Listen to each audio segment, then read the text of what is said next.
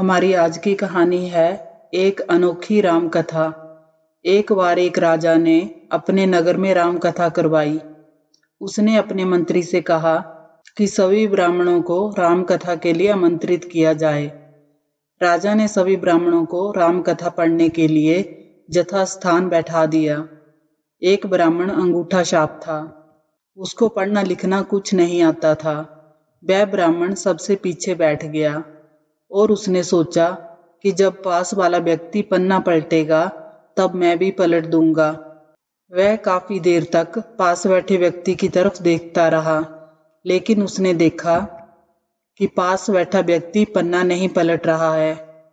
उतने में राजा श्रद्धा पूर्वक सबको नमन करते हुए चक्कर लगाते लगाते उस सज्जन के समीप आने लगे, तो उसने एक ही रट लगा दी कि अब राजा पूछेगा तो क्या कहूंगा, अब राजा पूछेगा तो क्या कहूंगा।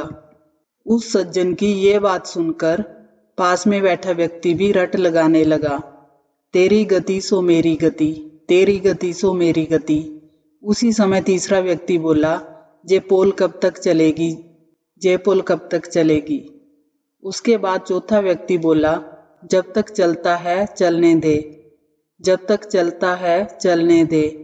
वे चारों अपने सिर नीचे किए इस तरह की रट लगाए बैठे हैं कि एक कहता है अब राजा पूछेगा तो क्या कहूंगा, दूसरा कहता है तेरी गति सो मेरी गति, तीसरा कहता है ये पोल कब तक चलेगी, चौथा कहता है जब तक चलता है चलने दे।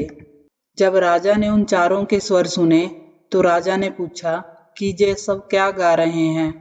ऐसे प्रसंग तो रामायण में हमने पहले कभी नहीं सुने। उसी समय एक महात्मा जी उठे और बोले, महाराज ये सब रामायण का ही प्रसंग बता रहे हैं। ये जो पहला व्यक्ति है ये बहुत विद्वान है। ये बात सुमंत ने अयोध्या कांड में कही है, जब भगवान राम और लक्ष्मण सीता जी को वन में छोड़कर घर लौटते हैं। तब ये बात सुमंत कहता है कि अब राजा पूछेंगे तो क्या कहूंगा, अब राजा पूछेंगे तो क्या कहूंगा। फिर राजा ने पूछा कि ये दूसरा कहता है कि तेरी गति सो मेरी गति, इसका क्या अर्थ है। महात्मा बोले, महाराज ये तो इनसे भी ज्यादा बड़ा विद्वान है। किष्किंधा कांड में जब हनुमान जी श्री राम जी और लक्ष्मण जी को अपने दोनों कंधों पर बिठाकर सुग्रीव के पास गए, तब ये बात राम जी ने कही थी कि सुग्रीव तेरी गति सो मेरी गति, तेरी पत्नी को बाली ने रख लिया और मेरी पत्नी का रावण ने हरण कर लिया। राजा ने आदर से फिर पूछा कि महात्मा जी ये तीसरा बोल रहा है कि ये पोल कब तक चलेगी। ये बात तो कभी किसी संत ने नहीं कही।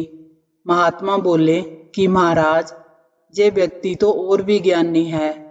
लंका कांड में अंगद जी ने रावण की भरी सभा में जब अपना पैर जमाया था, तब ये बात मेघनाथ ने अपने पिता रावण से कही थी कि पिताश्री ये पोल कब तक चलेगी। पहले एक बानर आया और हमारी लंका जलाकर चला गया। अब ये कहता है कि मेरे पैर को कोई जहां से हटा दे तो भगवान श्री राम बिना युद्ध किए वापस लौट जाएंगे। तब राजा फिर बोले कि ये चौथा व्यक्ति क्या बोल रहा है। महात्मा बोले कि महाराज ये इतने बड़े विद्वान हैं कि कोई इनकी बराबरी कर ही नहीं सकता। ये मंदोदरी की बात कर रहे हैं।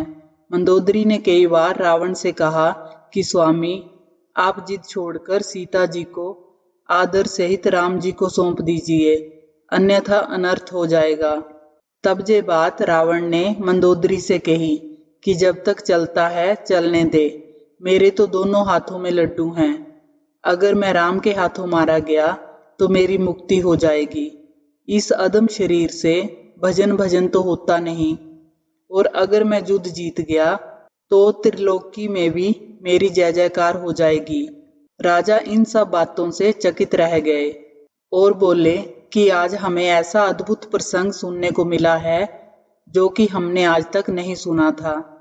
राजा इतने प्रसन्न हुए कि उस महात्मा से बोले कि आप जो कहें आज मैं वही दान देने को राजी हूँ।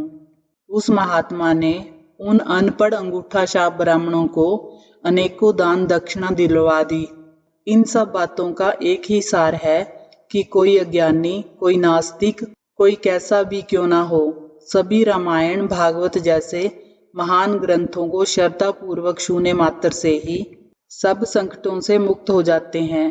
भगवान का सच्चा प्रेमी हो तो बात ही क्या है। मत पूछिए कि वे कितने धनी हो जाते हैं।